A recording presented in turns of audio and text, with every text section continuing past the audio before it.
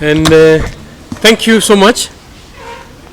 We are here as members of Justice and Freedom Party, and in my capacity as a party leader, I bring to you the concerns of our party members, and together with a number of fellow political parties who also have similar concerns. I know John representing Safina and another of other party representatives who are among with us. We have a few concerns that we are raising at this moment. We're in a moment in our country that can be historical based on how we handle it, but we are also in a moment that can lead to disaster. And the best that we can do as a responsible citizen is to avoid by all means possible a way that can lead our country to disaster. To that effect, we have a few sentiments as a party which we would like to record with the Fourth Estate, the reason why we called you here, and we will share with you in writings, also in social media, in soft copy, the concerns that we've registered. And big question we are asking to date is, where is the path? Where is the path bridge in this BBI, which I know is a momentous occasion within our country today?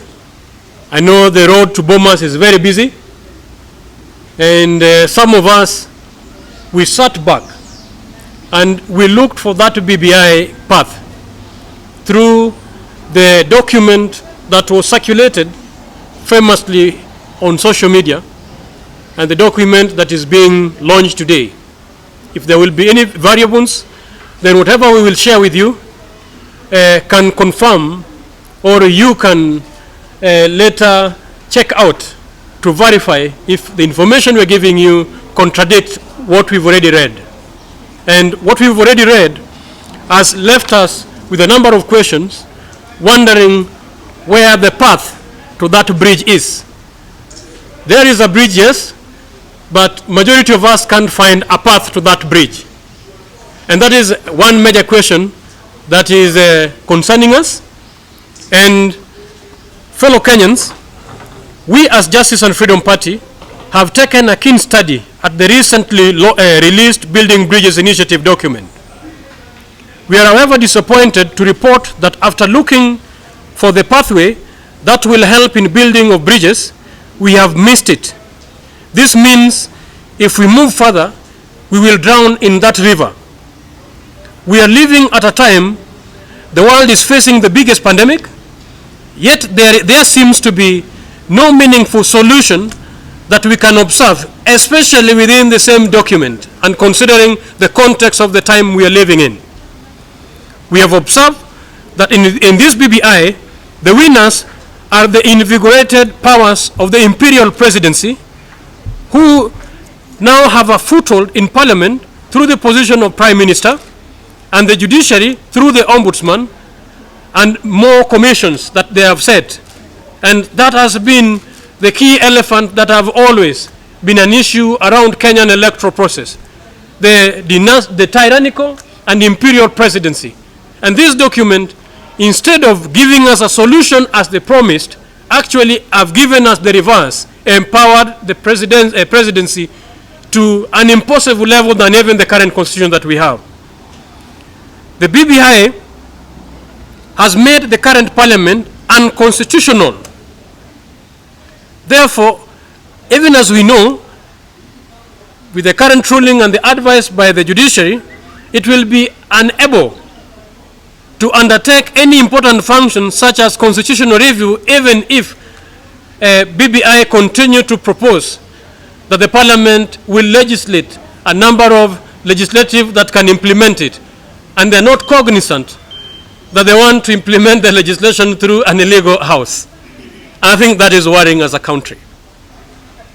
As Justice and Freedom Party, we regret to say that the BBI drafters are using the recommendations we gave them to legislate amendments to conceal their real agenda. And that real agenda is what responsible Kenyans like us must bring to the table. At no point in this agenda was the judiciary a problem. Yet BBI purports to have the judiciary, which is an independent arm of government, have the president select an ombudsman, an official of the judiciary, as an official of the judiciary. Isn't that not a form of control of an independent body? We have observed that BBI is aptly captured in Matthew 23 verse 4, where it says, leaders tie up heavy loads on men's shoulder, yet they themselves are not able to lift a finger to carry them. And Kenyans, sincerely, this is what they are doing. The things they're proposing, even if you allow them to carry them, they will not. Yet they're putting them in our shoulder.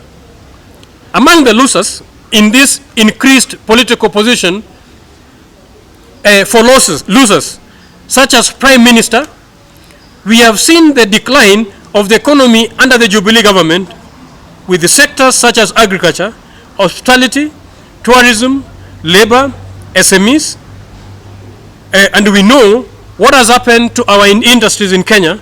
They have been sacrificed as the altar of China's and the Chinese deals. And these are the same guys who cut deals with China. The BBI is important.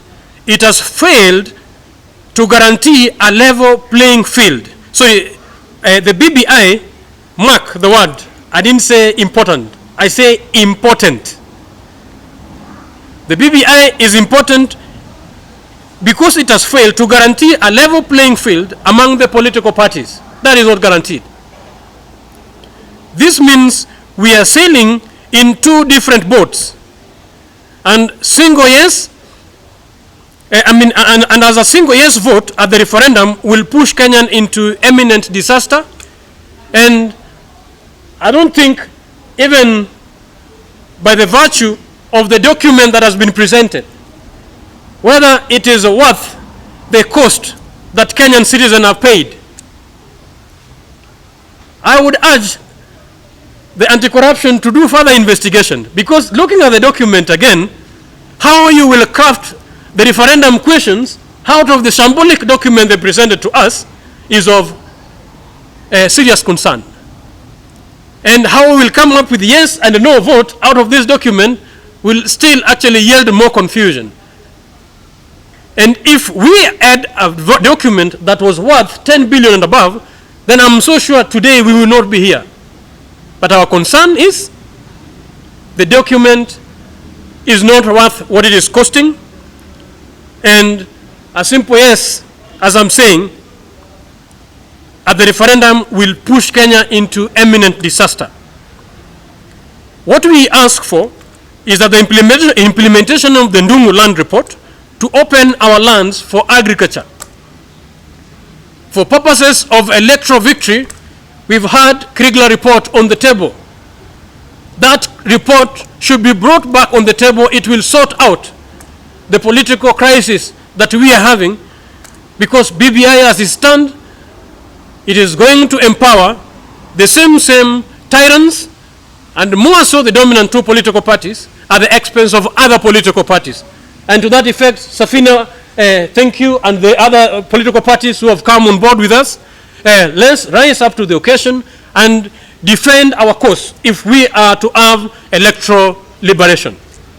And we, through this press conference, call upon Kenyans of goodwill to put together their efforts and resources, because we have a task ahead. It's not about just coming out here and reading this press statement, but in this document they presented in its entirety, we must make sure that it does not see the light of the day. And we call upon religious leaders. Thank you, Bishop, for being in attendance. And we call upon the civil society. Thank you for also being in attendance. And the business community, thank you for also joining on the table together with us. We are calling all Kenyans of goodwill to make sure that this document does not see the light of the day. when we are watching. And thank you so much, men from the Fourth Estate.